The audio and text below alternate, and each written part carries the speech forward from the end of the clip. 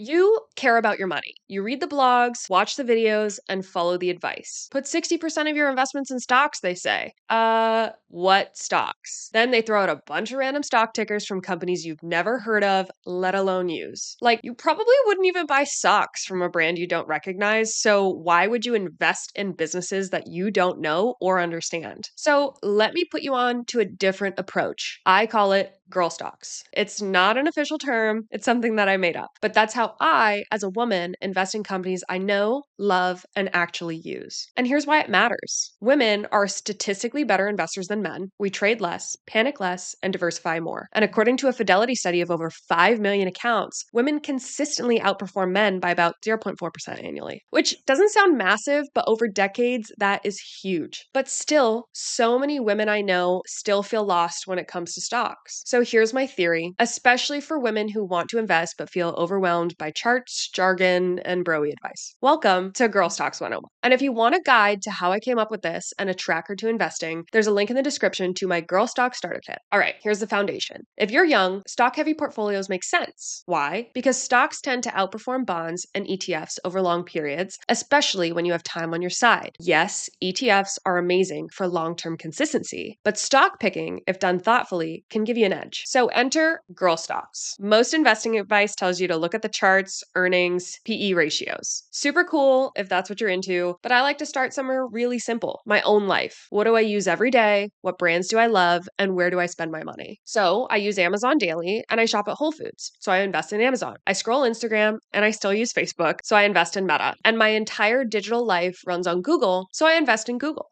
And yeah, those are obvious tech plays, but women spend and shape culture far beyond just tech. Case in point is Abercrombie & Fitch, the best performing stock of 2024. It was up 285%. It wasn't Apple, it wasn't Nvidia, it was Abercrombie. So now you ask the average guy why Abercrombie crushed, and he'll probably blink and give you something about revenue, blah, blah, blah. But if you ask a woman, she'll tell you something different. They brought back skirts. They redesigned jeans and introduced Curve Love jeans. They stopped making ugly t-shirts with Abercrombie & Fitch logos and started making basics that were actually good and good quality. That is girl stock logic. I don't need a Wall Street analyst to tell me Abercrombie was making a comeback. I saw it in my group chats, on TikTok, and in dressing rooms. So I started building a thesis around this. Girl stocks are brands women love that are having a cultural moment, especially after a previous flop era. They're usually tangible, something we use every day, emotional, we feel connected to them, and they're underestimated by male investors. And the pattern is this. There's the rebrand,